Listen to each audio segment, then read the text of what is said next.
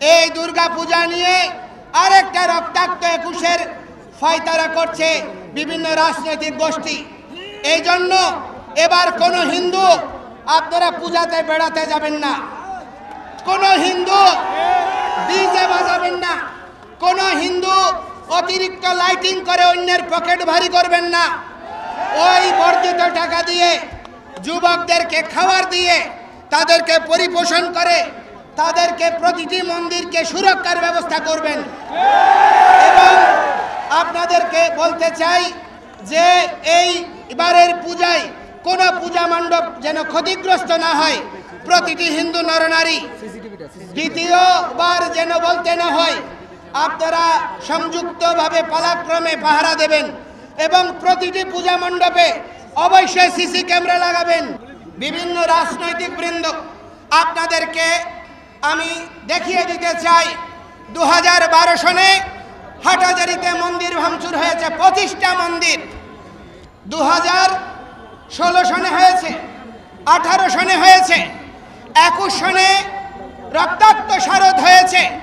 সারা পৃথিবীর 154টি দেশে আন্দোলন হয়েছে, বাংলাদেশে আন্দোলন হয়েছে। আমরা সংস্কৃতির উত্তরাধিকার বলে সারা পৃথিবীতে সুশৃঙ্খলভাবে আদর্শিকভাবে আমাদের মনের আকুতি ন্যায্য অধিকার প্রতিষ্ঠার আন্দোলন করেছি। এই আন্দোলন সারা পৃথিবী জুড়ে বিস্তৃত হয়েছিল। আপনারা তখন কি ঘুমন্ত ছিলেন? আমরা কি আন্দোলন করিনি? রাজনীতি মানে হচ্ছে উত্তম নীতি, কিন্তু আজকে দুর্ভাগ্যের বিষয় আমাদের বাংলাদেশের রাজনীতির নামে শুধুমাত্র ক্ষমতা দখল, অর্থ লোপাট এবং জনসাধারণকে শোষণ করা ছাড়া আর ভালো কিছু আমরা গত 53 বছরে পাইনি। আমরা একটি অসাম্প্রদায়িক বাংলাদেশের স্বপ্ন দেখার জন্য দেশ স্বাধীন করেছিলাম। সমস্ত হিন্দু, বৌদ্ধ, খ্রিস্টান, মুসলমান, সমস্ত উপজাতি সবার অংশগ্রহণে 30 লক্ষ শহীদের রক্তের বিনিময়ে 2 লক্ষ নির্যাতিতের আত্মবলিদানে এই বাংলাদেশ স্বাধীন হয়েছে। 4টা মূলনীতিকে আধার করে গণতন্ত্র, সমাজতন্ত্র, ধর্মনিরপেক্ষতা এবং জাতীয়তাবাদ।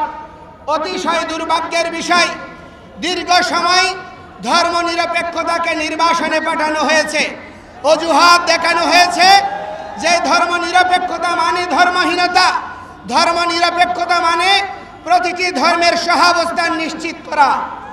এই সত্যটি অনুধাবন করতে না পারার জন্য কেউ এইটি নির্বাসনে নেওয়ার প্রচেষ্টা করেনি। এটি বুদ্ধিদীপ্ত একটি প্রচারণা। বাংলাদেশে তথাকথিত সুশীল সমাজ, তথাকথিত জ্ঞানীরা এবং তথাকথিত কিছু মিডিয়ার যৌথ প্রচারণায় ধর্মনিরপেক্ষতাকে ধর্মহীনতা হিসেবে উপস্থাপনের প্রচেষ্টা হয়েছে,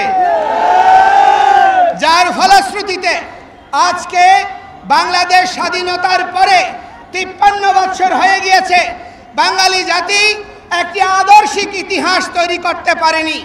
এখন সমস্ত সাধুরা ধ্যান তপস্যা ছেড়ে, মঠ মন্দির ছেড়ে তারা রাস্তায় নেমেছে। আমাদেরকে হুমকি দেওয়া হচ্ছে বোমা হামলার, আমাদেরকে হুমকি দেওয়া হচ্ছে হত্যার, আমাদেরকে হুমকি দেওয়া হচ্ছে জেলে নেওয়ার। এই ধরনের হুমকি ধামকিতে, দেশ ত্যাগের হুমকিতে আমাদেরকে দমিত করা যাবে না। আমরা এই দেশ ছেড়ে যাব না। আমরা এই দেশের ভূমিপুত্র, আমরা এই আন্দোলনের মাঠ ছাড়ব না।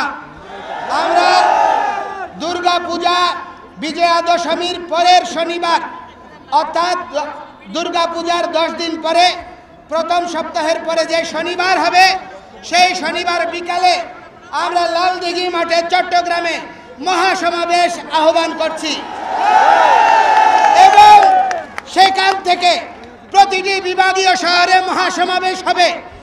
এর মধ্যে প্রতিটি জেলা উপজেলায় সমন্বয় সভা হবে এবং পরবর্তীতে আমরা সম্মিলিতভাবে সারা বাংলাদেশের প্রতিটি হিন্দু নরনারী আমরা রাজধানী অভিমুখে আসব। সুতরাং আমাদেরকে কোনোভাবে দমিয়ে রাখা যাবে না।